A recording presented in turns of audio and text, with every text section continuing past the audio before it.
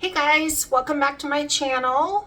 And as you can tell from my thumbnail, I had an AI interview yesterday and I was just dying to tell you guys about it because it's the first time I've ever done anything like that. I've been around the sun quite a few times and saw the birth of the internet. But this was the very first time that I actually had a completely AI proctored interview, and it was surprisingly good. So, just a little bit of background about myself. I have been self-trained in pretty much everything that I've ever done. So I don't have a lot of technical jargon, even though I know how to do these things. So a lot of what I've done is audio, video, and it's all been field training, and I've had to train myself how to do this. So this job was for a data annotation position, training robots apparently. And I sent my resume into this company for a different position, but then they contacted me and said, we have another position. Honestly, I blew off the first interview because it was AI proctored, and I was like, I don't even know if I want to do that. It wasn't very much money. I was like, sure, I like experience. I like doing things. And since I'm freelancing, any little bit of money I can bring in on the side and have a unique experience doing it, I'll do it. But this was actually, they reached out to me and said, will you interview for this data annotation position? I was like, And then I was like, you know what? I'd like to just be interviewed by an AI proctor, see what is happening behind the scenes with companies. Because a lot of what we see is ChatGPT, consumer interface. It's not necessarily business interface. And for someone who's been around since Clippy, and I think it was Tay, the little foul-mouthed, spicy AI that Microsoft released many years ago, I've seen a lot of different rollouts of AI. Copilot is always pretty interesting to me because it is in the background. And if you're not careful, you're integrating it within your workflow and not realizing it. As a freelance writer, that doesn't sit too well with me. So Copilot actually gets turned off in my Microsoft Word programs. Anyway, so I was like, I'm going to go ahead and do this interview. And I ended up doing it. And first of all, it was kind of fascinating because they have a proctor, an AI proctor who's female, and she's an avatar, obviously.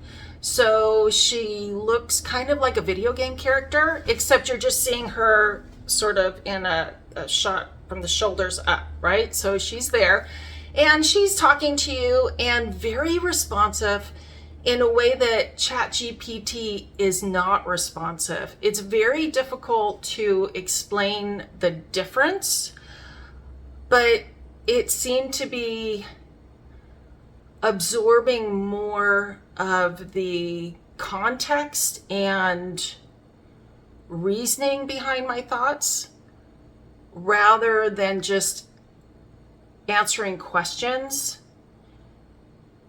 Like I said, it was interesting in that it was more thoughtful and obviously had been trained to be more empathetic and encouraging to the interviewee.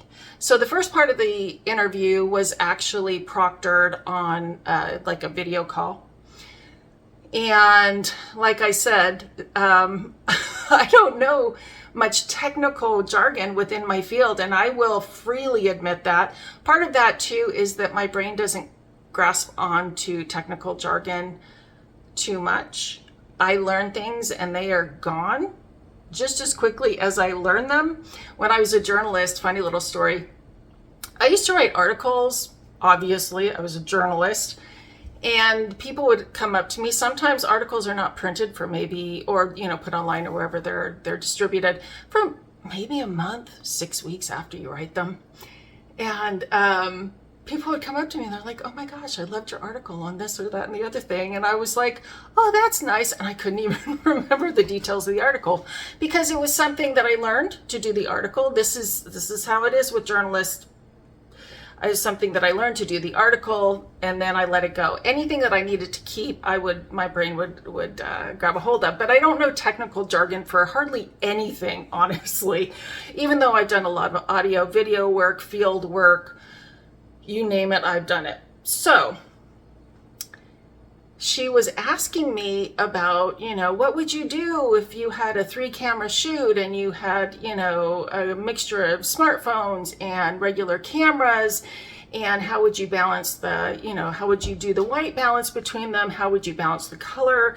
How would you set up your tripods? What if there's light flickering? What if there's this? What if there's that? And I'm like, okay, 3-camera shoot. I've done those before in the field, which is like, if you have any experience in that at all, the first rule is anything will go wrong and can go wrong. So you have to have redundancies in place all the time. So like I said, I don't have the technical jargon for like the white balance and the color saturation, the ISO and this and that and the other thing, but I know it intuitively. So I answered her question. And then another question was about how to upload data in the field. I live in a rural county. It is crazy difficult to upload huge, like 3 or 4 terabytes of data without being near a trunk line. It just is. So I answered that, obviously, in the way that I would do it and have done it in the field. But the best way to do it is actually just have your own backup and then get to a stable upload point and then start uploading. And usually that's in people's homes. And in my experience and where I live, that is in people's homes. So, I think about it now and I think if I was like being interviewed by a regular person, they would have been like, yeah, this woman doesn't know what she's talking about.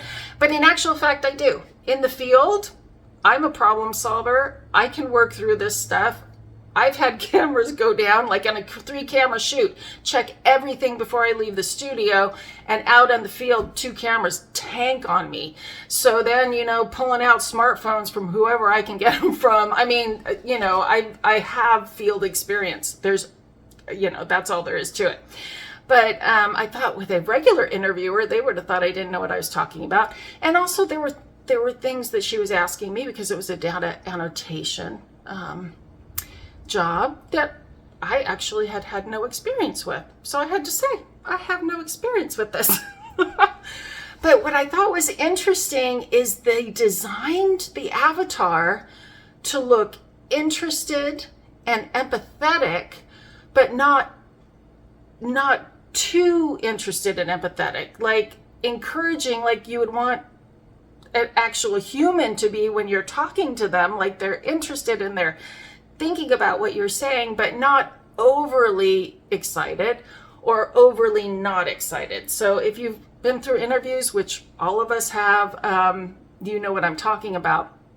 But what was fascinating to me as well was when she responded to what I had said, you could tell that they had worked into her programming not only to comprehend exactly what I had said and apply it to the data sets that they were talking about needing in in her internal programming, but it was always an encouragement. You have really good field experience. It sounds like, maybe you don't have the technical verbiage. That wasn't her words, but it was very encouraging. And then she would go on to the next question.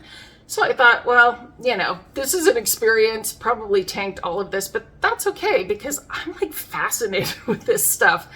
And then went on to an actual, like a writing portion of it, which is, if you had to explain to a robot how to do something, a robot who didn't know anything about house cleaning or, anything like that, any yard work or whatever, how would you train them, how would you tell them in detailed instructions what to do, right? And then it came a written portion, an actual written portion where they're asking you what are the better ways to communicate with a robot, right?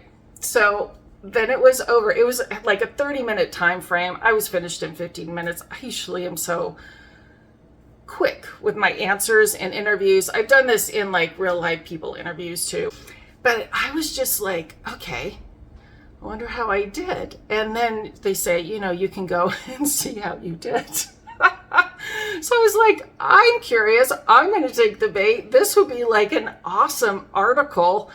So I went over, and it was really interesting because in the audio video technical part of it, it showed that I was high proficiency, which is, they grade it from low proficiency to high proficiency. High proficiency in audio video, has a lot of experience, but they made sure to say that I didn't have the technical jargon, which I don't. I readily admit that, and I'll readily admit that to anybody.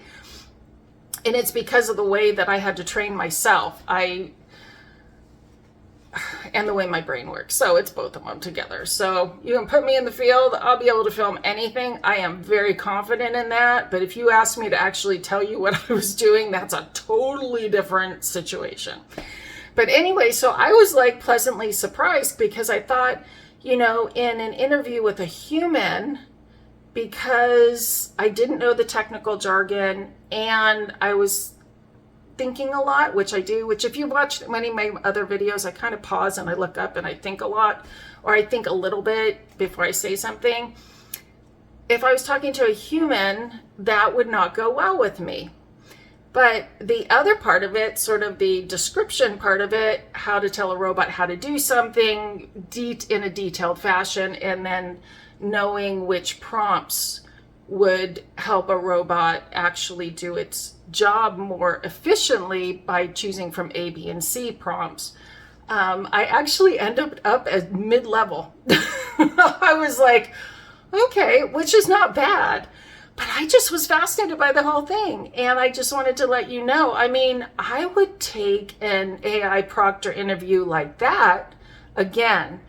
What was really fascinating to me, though, is that it seemed way more responsive to not only a human's input, as in me talking to it, but also a wider breadth of knowledge in how to be empathetic to a human and take what a human says and synthesize it in a way that feels familiar to humans. And I know that ChatGPT and other consumer-facing AI products do that.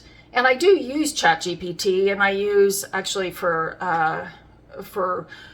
creative editing and images, I use Leonardo AI. That program is awesome. It's the best I have ever found for actually creating amazing images. And I have tried all of them, well, most of them. There's so many of them popping up now.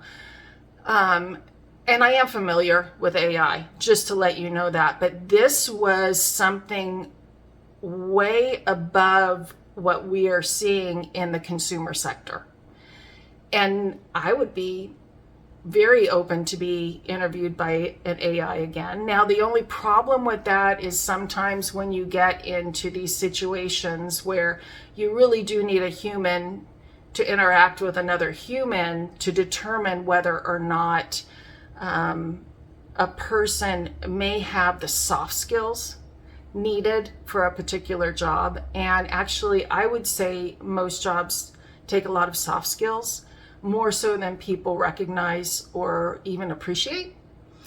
But I would do it again, if only just for the experience. So we'll see if I actually get a job offer or not. But just the experience, I was like, this isn't so bad.